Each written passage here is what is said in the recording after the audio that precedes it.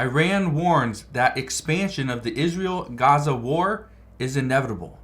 Now that is something that should scare the rest of the world. And the reason why is because Iran is accepting the fact that we are close to World War III. And millions of people are going to pay the price, either with their lives or actually pay the price. Now I want to break down what's happening, what is going on right now, and how this is going to impact you. Because yes, this is going to impact millions and millions of people all across the world. So make sure you stick around for this entire video, and I'll explain exactly what is going on.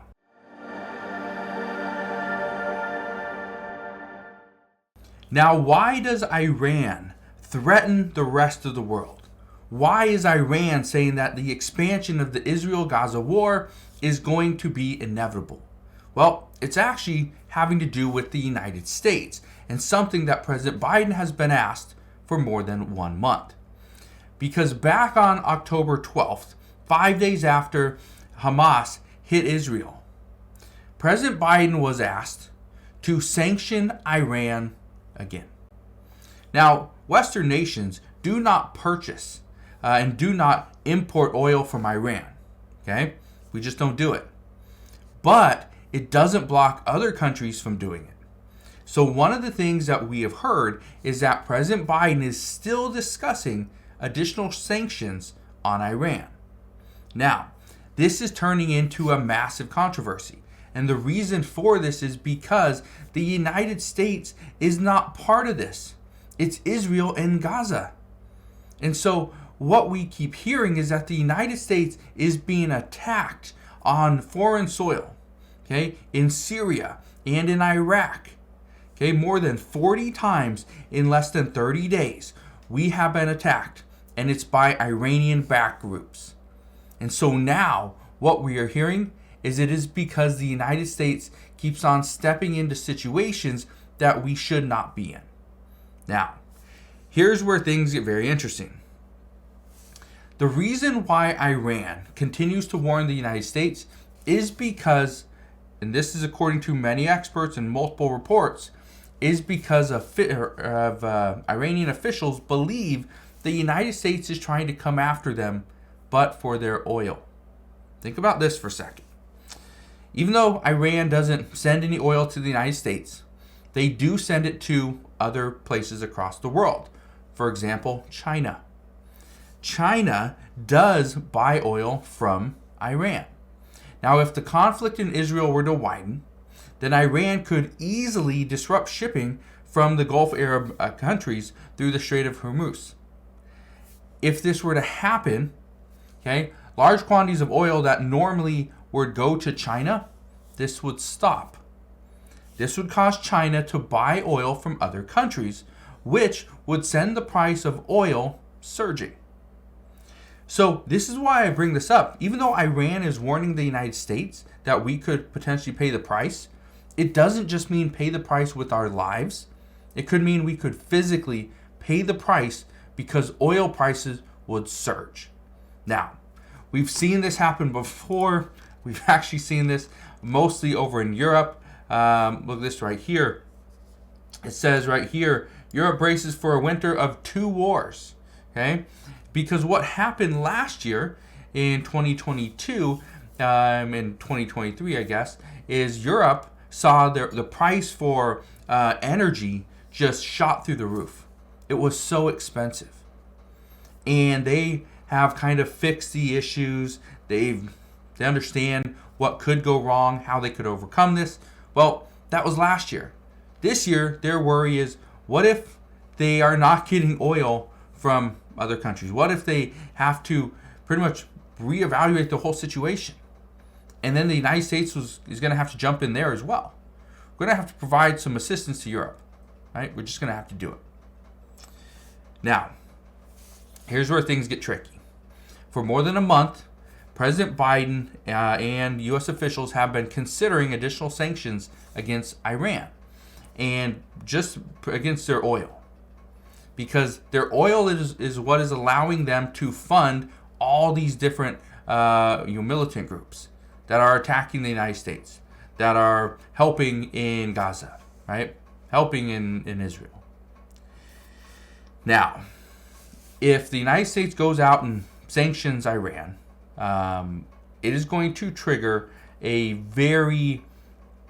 likely going to trigger the next attacks, okay, on U.S. troops. Now, the sanctions didn't happen a month ago, and there's multiple reasons why.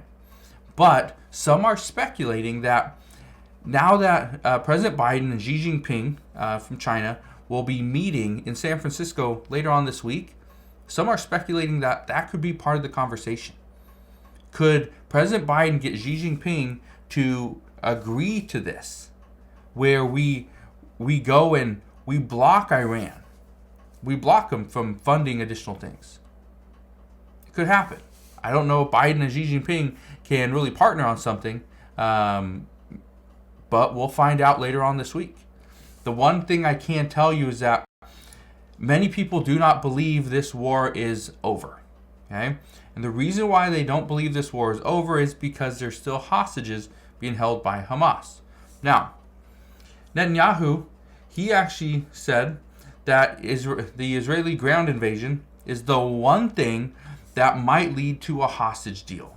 And he says, I can say that we weren't close at all until we started the ground operation. That's partly true. They weren't close. Now the ground operation is getting in. They're finding the tunnels. They are taking the lives of some of these leaders of Hamas. And that's starting to make a little bit of headway. The problem is, and the reason I bring this up is because the United States doesn't approve of this. The problem that we're having right now is Netanyahu says that Israel is going to attempt to take control over Gaza. He doesn't want Palestinians in control. Israel should be in control of Gaza. Now, that's once they defeat Hamas. So, and again, the reason I bring this up is because the United States has already said they don't support this. But is the United States going to go against Benjamin Netanyahu? Well, we're going to find out soon enough. Now, the last thing I want to leave you with is the United States is looking we're looking bad. In the eyes of the rest of the world, we are looking very bad. And the reason why we're looking so bad is actually pretty simple. The United States and President Biden have come out and said multiple times that we are going to provide assistance to Israel. We're going to provide humanitarian relief to Gaza. But the problem is we tried to pass a $14.3 billion bill to Israel, and it passed through the House of Representatives, never went anywhere in the Senate. They weren't going to vote on it. We also are attempting to pass billions of dollars in humanitarian aid to Gaza to send food, water, fuel, medications. But the problem is we're not going anywhere with that. So right now, there's other countries that are saying that the United States continues to come up short. They offer the world, they offer the moon and the stars and everything. But when it comes to passing these bills and sending the assistance, it's few and far between. It's very limited, and these countries are suffering. So some say the United States should just step back and not say a word.